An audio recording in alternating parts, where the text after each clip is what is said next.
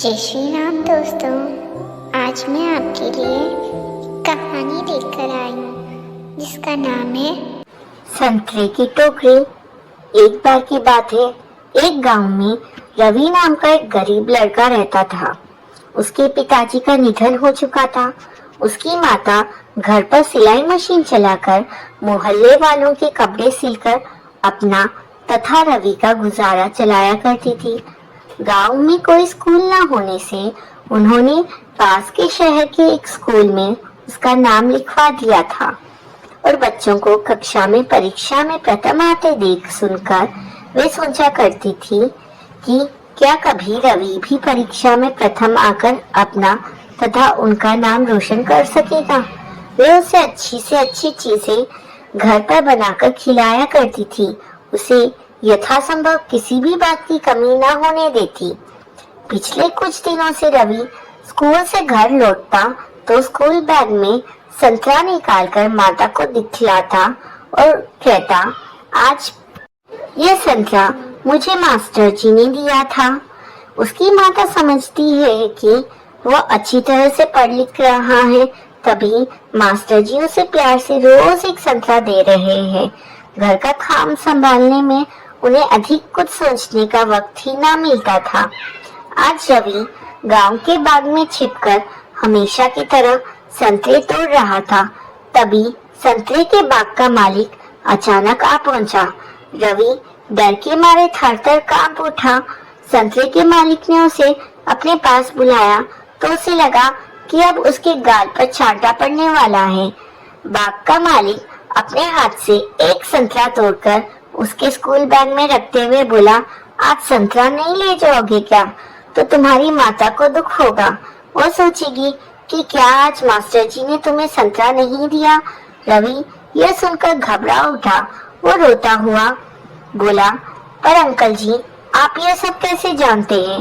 बाग का मालिक फिर बोला, पिछले कई दिनों से तुम्हें संतरा चुराते हुए देखकर मैंने अनुमान लगाया कि तुम स्कूल न जाकर बाग में छिपकर संतरे चुराया करते हो और घर पर जाकर ऐसा कहते हो।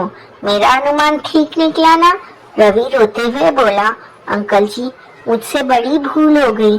मैं कल से स्कूल जाया करूँगा। अब कभी बाग में घुसकर संतरे चुराने की भूल नहीं करूँगा। आपने मुझे वक्त पर चेता दिया। मैं बड़ी बुरी तरह लज्जित हो रहा हूँ। बाग का मालिक बोला, जाओ तुम सुधर सके हो तो मुझे बड़ी प्रसन्नता होगी। घर पहुंचकर स्कूल बैग एक और रखा रवि हाथ मुंह धोने पहुंचा, पर तभी वो फूट फूट कर रो पड़ा।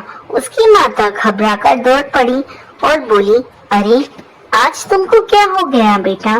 क्या स्कूल में किसी ने कुछ कह दिया? क्या मास्टर जी आज तुमसे नाराज हो गए क्या?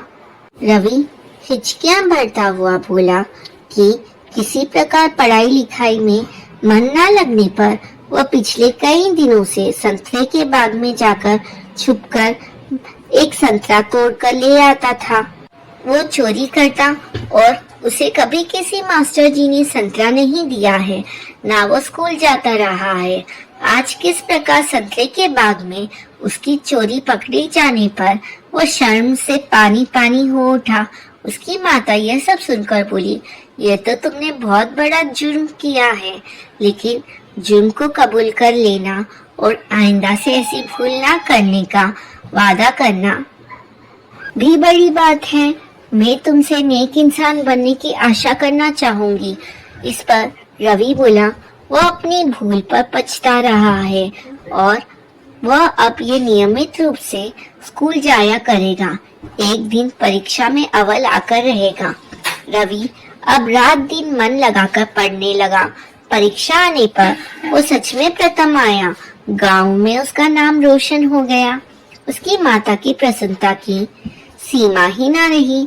मोहल्ले में उसकी चर्चा छिड़ी हुई थी कि तभी संतरे के बाग का मालिक हाथ में संतरे की टोकरी लेकर सामने आ खड़ा हुआ। रवि उसे देखकर थर-थर कांप रहा था। संतरे के बाग का मालिक बोला, डरो नहीं, यह तुम्हारा इनाम है। मेरी तरफ से परीक्षा में प्रथम आकर तुमने गांव भर का नाम रोशन किया है। रवि की कुछ समझ में ना आ रहा था कि वह क्या करे और क्या ना करे, पर उसकी माता और मोहल्ले वालों के कहने पर रवि ने उस संतरे की टोकरी को इनाम के तौर पर कबूल कर लिया। दोस्तों, इस कहानी से हमें यह शिक्षा मिलती है कि गलतियां तो हर किसी से होती है और बचपन की उम्र सिर्फ पढ़ाई करने के लिए होती है, ना कि चोरी जैसे गलत काम के लिए।